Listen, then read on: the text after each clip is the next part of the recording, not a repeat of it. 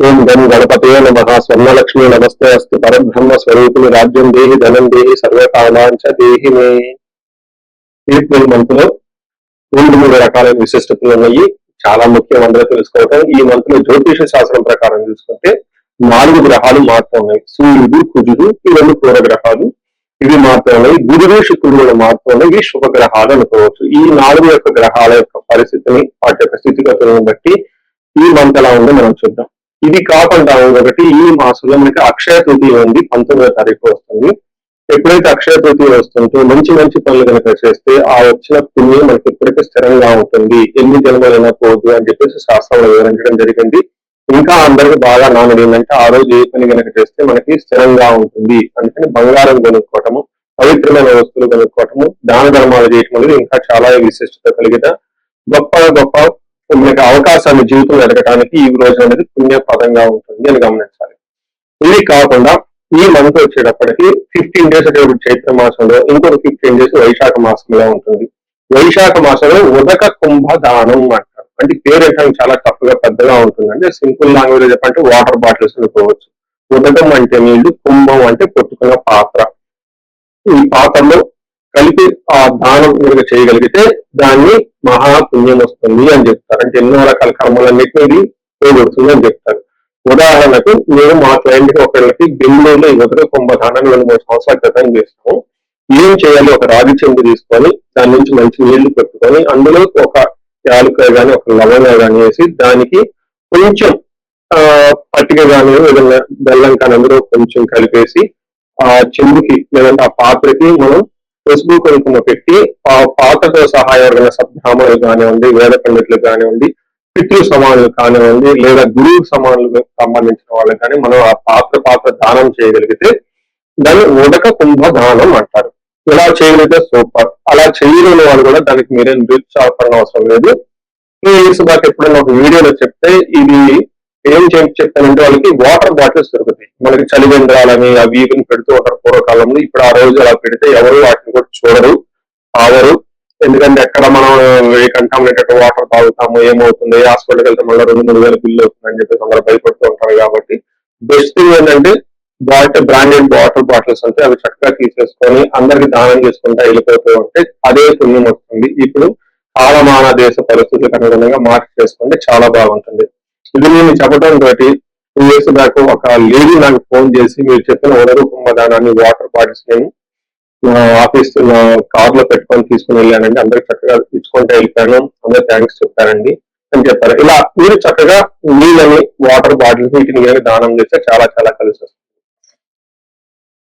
So ఇప్పుడు మనం ఎలా ఉంది ఈ రాశి ఫలాన్ని మనం చూద్దాం. ముందుగా మనం కర్కాటక రాశి చూసుకుంటే ఈ రాశిలో ఫస్ట్ నక్షత్రం వైపు చూసుకుంటే పూర్వసు 4వ పాదం, పుష్యమ 1, 2, 3, 4 పాదాలు, ఆశ్లేష 1, 2, 3, 4 పాదాలు అంతా ఈ రాశిలో ఉంటారు. ఈ రాశి పేజం బలం ప్రకారం చూసుకుంటే హీ, హూ, హే, హో, డాడి, డీటో అన్న లెటర్స్ కూడా కర్కాటక రాశి కింద వస్తాయని గమనించాలి. 4 గ్రహాలు మార్పు అని మనం చెప్తున్నాం. ఈ 4 గ్రహాల యొక్క మార్పు వల్ల ఏంటి రాశి వాళ్ళకి ఎలా ఉండబోతుంది అంటే, సూర్యుడి వల్ల ద్వేషం, క్రియాఫలం. ఫస్ట్ 15 డేస్ ఈ చుట్టూ ద్వేషించే వాళ్ళు ఉంటారు. తర్వాత 15 డేస్ మీకు క్రియాఫలం, అనుకున్న వాటిల్లో మీరు పెట్టిన ఎఫర్ట్స్ లో మంచి ఫలితం వస్తుంది. మార్స్ వల్ల, బుధుల వల్ల కొంచెం హెల్త్ కాంప్లికేషన్స్ ఉంటాయి. పనుల్లో ఆటంకాలు, ట్రాన్సాక్షన్స్ లో, మూవ్మెంట్ లో, జర్నీలో అక్కడక్కడ ఆటంకాలతో కూడుకొని పని అయ్యే అవకాశం ఉంటుంది. ఫైనల్ గా శుక్రుడు మీకు ఆ భయం, ఆల్ రౌండ్ ప్రాస్పరిటీని ఇస్తున్నారు అని మనం చెప్పుకోవచ్చు. అంటే టోటల్ గా సూర్యుడు, శుక్రుడు చక్కగా సపోర్ట్ ఇస్తూ ఉన్నారు. బుధుడు కొంచెం ఆటంకాలను కలిగిస్తూ, కుజుడు మీకు హెల్త్ కాంప్లికేషన్ తీసుకొస్తున్నారని మీరు గమనించాలి. మనం డీటెయిల్స్ చూసుకుంటే కర్కాటక రాశి వాళ్ళకి చాలా రోజుల తర్వాత ఒక మంచి హ్యాపీనెస్ ఏంటంటే చాలా మందికి ప్రమోషన్స్ వచ్చే అవకాశం ఉంటుంది. సూర్యుడు 10వ స్థానంలో ఎప్పుడైతే వస్తూ ఉన్నారో యాక్టివ్ గా ఉంటారు ప్రొఫెషనల్ మ్యాటర్స్ లో. మీ బాస్ తోటి మీకు, లేదంటే మీరు మేనేజర్ పొజిషన్ అయితే మీకున్న మీ మేనేజర్ పొజిషన్ తో పై బాస్ తోటి సత్సంబాలు మెరుగుపడటం, కొత్త కొత్త కాంట్రాక్టులు రావటం, బిజినెస్ పీపుల్ కొత్త అవకాశాలు రావటం, ఎంప్లాయర్ మధ్య మంచి మంచి సత్సంగం, మంచి చక్కగా వాతావరణం కలిపే అవకాశం చాలా ఎక్కువ ఉంటుంది. 10వ స్థానంలో సూర్యుడు ఉంటే ఏమవుతుంది అంటే, మన మహర్షులు ఏం చెప్తారంటే, అర్ధ సిద్ధి సదా ఆరోగ్యం, బంధు మిత్ర సమాగమ, రాజదర్శనం, సుసల్లాపం, సుసౌఖ్యం. దశమే రవి అంటే 10వ స్థానంలో సూర్యుడు ఉంటే ఏమవుతుంది, అర్ధ సిద్ధి అంటే డబ్బులు వస్తుంది, సదా ఆరోగ్యం బాగుంటుంది, బంధు మిత్ర సమాగం బంధువులతోటి మిత్రులతోటి చక్కగా కలిసి ఉంటారు. రాజదర్శనం అంటే ఫైర్ ఆఫీసర్స్ కలవటం, గవర్నమెంట్ ఆఫీసర్స్ కలవటం, బాస్ లాంటి వాళ్ళని కలవటం, రాజకీయ నాయకులైతే ఇంకా వాళ్ళపై ఉన్న మంత్రులు మినిస్టర్ లాంటి వాళ్ళని కలవటం, సుసల్లాపో వాళ్ళతో ఒక మీనింగ్ఫుల్ డిస్కషన్, ఒక ఒక నైస్ డిస్కషన్ చేసి అనుకూలంగా ఉండే అవకాశం ఎక్కువ ఉంటుంది. ఇది చాలా మంచి టైం, చాలా మంది ప్రమోషన్స్ రావటం, జాబ్ వచ్చే అవకాశం ఖచ్చితంగా ఉంటుంది ఈ రాశి వాళ్ళకి. తర్వాత ఇంటికి సంబంధించిన వ్యవహారాల్లో కొంచెం మీరు అన్కంఫర్ట్ గా ఫీల్ అయ్యే అవకాశం ఉంటుంది, ఒకటి మాత్రం గమనించాలి.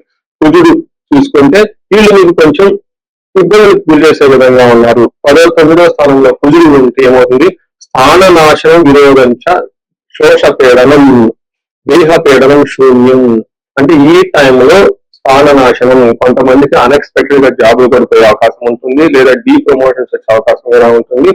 అలానే శోషణం అంటే బాగా ఏమంటే ఓవర్ గా టైర్ అయిపోయే అవకాశం ఎక్కువగా ఉంటుంది, కొన్నిసార్లు వృధాగా ప్రయాణాలు చేయటం ఉంటుంది. అంతేకాకుండా మీరు ఓవర్ ఎక్స్పెండిచర్ విపరీతంగా ఖర్చులు చేసే అవకాశం ఎక్కువగా ఉంటుంది, అది హాస్పిటల్ గురించి కానివ్వండి, లేదంటే ట్రావెల్ గురించి కానివ్వండి, లేదంటే అన్ఎక్స్పెక్టెడ్ గా మీరు ఏదో కొనేసి అనవసరమైన విపరీతమైన ఖర్చులు చేసే అవకాశం ఉంటుంది. మీరు 11వ స్థానంలో శుక్రుడు ఉండటంతో వీళ్ళకి ఎలా ఉంటుంది, చాలా చాలా శుభకరంగా ఉంటుంది. ఏ విషయంలో మనకి పుష్టిం కాంతిం తదా కీర్తిం ఇష్ట సిద్ధి కార్య సాధకం క్షీరాన్న భోజనం సూర్య శుక్ర ఏకాదశి ఫలం అని చెప్తారు. అంటే ఏకాదశంలో కనుక శుక్రుడు అంటే ఏమవుతుందంట, పుష్టిగా ఉంటారు, కాంతివంతంగా ఉంటారు, ఇష్ట సిద్ధి కార్య సాధకం అనుకున్న పనులని సాధించుకునే అవకాశం ఎక్కువగా ఉంటుంది.